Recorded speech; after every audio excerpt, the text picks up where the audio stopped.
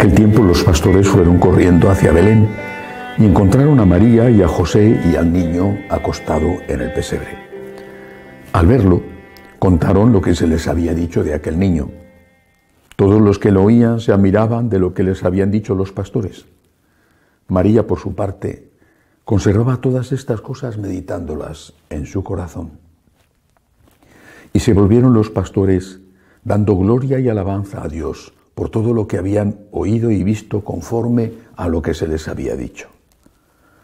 Cuando se cumplieron los 8 días para circuncidar al niño, le pusieron por nombre Jesús, como lo había llamado el ángel antes de su concepción. Palabra del Señor. Hoy celebramos esta maravillosa solemnidad de Santa María, Madre de Dios. La Iglesia, con gran sabiduría, ha dispuesto que empezáramos el año de la mano de la Virgen. Porque de la mano de la Virgen tenemos seguridad. No es que nosotros, por ser católicos, no vayamos a tener en este año que empieza problemas. Los hemos tenido en el año que acaba de terminar. La fe no es un paraguas contra los problemas. Dios no ha venido a quitarnos los problemas de la vida. Él no dijo: venid a mí los que estáis cansados y agobiados, y yo os curaré, o yo os quitaré el agobio. Dijo: yo os aliviaré. La fe es alivio, la fe es también esperanza, la fe es consuelo, la fe es alegría, la fe es fortaleza. Pero el alivio no te quita los problemas, los alivia. El consuelo no te hace que desaparezca el dolor, por ejemplo, por un hijo que ha muerto, pero ese consuelo te hace llevadero ese dolor. La esperanza no hace que las cosas con las que sueñas y deseas ocurran ya, pero te ayuda a esperar a que ocurran porque sabes que ocurrirán. La fe nos sostiene en la lucha por nuestra santidad, en la lucha por nuestra familia, en la lucha por nuestra patria. Los que no tienen fe viven su presente con el miedo a que el futuro sea inminente y se les termine el tiempo. Nosotros vivimos el presente sabiendo que el presente no es más que un paso para la eternidad. Y es esta dimensión de vida eterna la que nos sostiene, como decía San Pablo, en medio de las dificultades, para poder nosotros compartir y ayudar a aquellos que están peor que nosotros. Y todo esto de la mano de la Virgen, de la mano de la Madre, de la mano de la intercesora, de la abogada, del consuelo de los afligidos, del auxilio de los cristianos, del refugio de los pecadores, también de la corredentora. Ya sé que no ha sido aprobado el dogma todavía de María corredentora, pero si San Pablo dijo que completaba en su carne, y son palabras de él que están en una de sus cartas y que son palabras de Dios, si dijo que completaba en su carne los sufrimientos que faltaban para la redención de Cristo, y es una afirmación impresionante, porque, decía San Pablo, Cristo quiso hacernos partícipes de la redención, colaborando en esa redención, ofreciendo nuestros propios sufrimientos como corredentores.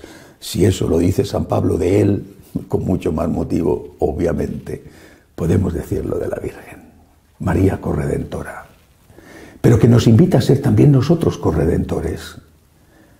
¿Qué es lo que te va mal? Ofrécelo al Señor. Colabora con Cristo en la redención. Únete al Señor en ese problema, como hizo María, como han hecho los santos. Además de esta confianza que nos da empezar el año de la mano de la mamá, agarraditos a sus faldas, para que en medio de las tormentas ella nos saque a flote, aunque no merezcamos ser sacados a flote. Además de eso, hoy la liturgia dice que María es la Madre de Dios. Es decir, Jesucristo es Dios.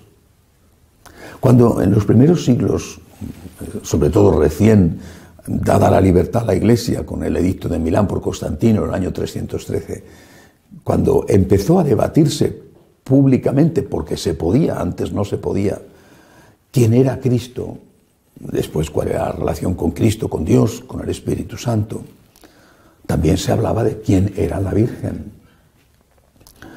En la gran lucha contra el arrianismo, que no ha terminado después de 2000 años, en la gran lucha contra el arrianismo, la mayor parte, no hay que olvidarlo nunca, de los obispos católicos eran arrianos, es decir, no eran católicos aunque figuraban como obispos católicos. Eran arrianos, es decir, no creían en la divinidad de Cristo, creían que Jesucristo era un superhombre, un gran hombre, un mediador entre Dios y los hombres, pero no era Dios. Era imposible para ellos pensar que Dios se había hecho hombre, había asumido toda la fragilidad, toda la limitación del hombre.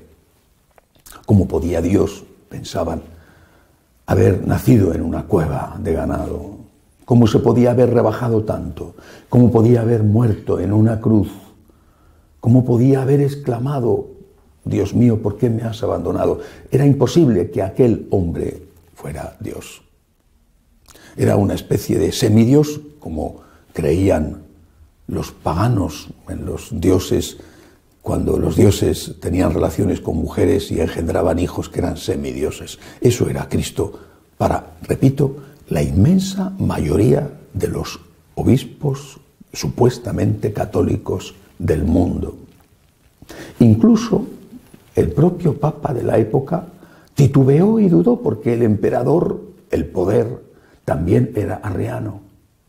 Incluso el Papa titubeó, nunca negó la divinidad de Cristo, pero estuvo así, e incluso el gran defensor de la divinidad de Jesús, San Atanasio, incluso a él, en una de sus cartas, le pone en entredicho. ¿Quién defendió la divinidad de Jesús? El pueblo. Ese sensus fidei, ese sentido de la fe que tiene el pueblo. Ellos no se dejaban engañar por teorías complicadas, abstractas, extrañas.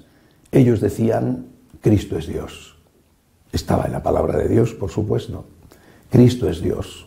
Lo mismo que aquel Tomás, pecador, pero que después de comprobar que Cristo había resucitado, cayó de rodillas y dijo, Señor mío y Dios mío. Lo mismo que aquel otro pecador, un asesino, que moría en la cruz, al lado de la cruz donde moría Jesús, y dijo, Señor mío y Dios mío también, porque regañó a su otro compañero y le dijo, no te importa ofender tú a Dios estando en el mismo suplicio que él. Nosotros también, el pueblo también, tiene que volver a decir hoy, Cristo es Dios. Cristo es Dios.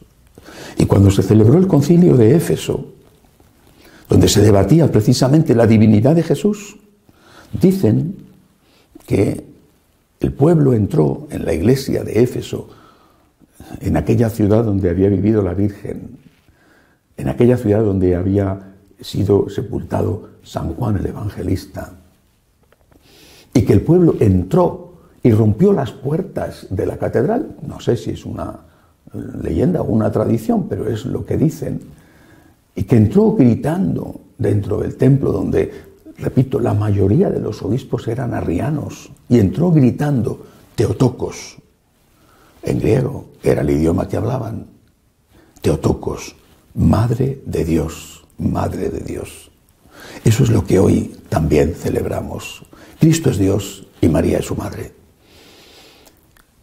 Y aquello que concibió en su vientre era una sola persona, no eran dos. Una sola persona, la segunda persona de la Santísima Trinidad, que sin perder la naturaleza divina que compartía con el Padre y con el Espíritu, asumió la naturaleza humana y se convirtió en verdadero hombre. Y ella en verdadera Madre de Dios, sin ser diosa, fue siempre una mujer Madre de Dios, porque un hombre era Dios, porque Dios se había hecho hombre.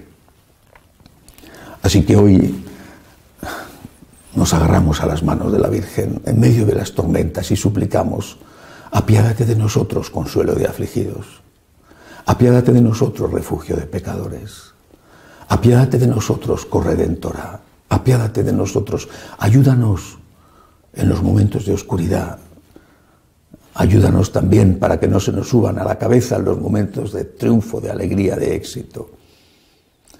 Y proclamamos que ella es Theotokos, que ella es Madre de Dios, que su Hijo es Dios y que las palabras de su Hijo, por ser palabras de Dios, no pasarán nunca y no necesitan nunca ser actualizadas en el sentido de ser leídas en contra de cómo fueron leídas e interpretadas durante 2000 años. Que la Theotokos, la Madre de Dios, interceda por nosotros y que nosotros podamos ser dignos hijos de tan gran Madre. Que así sea.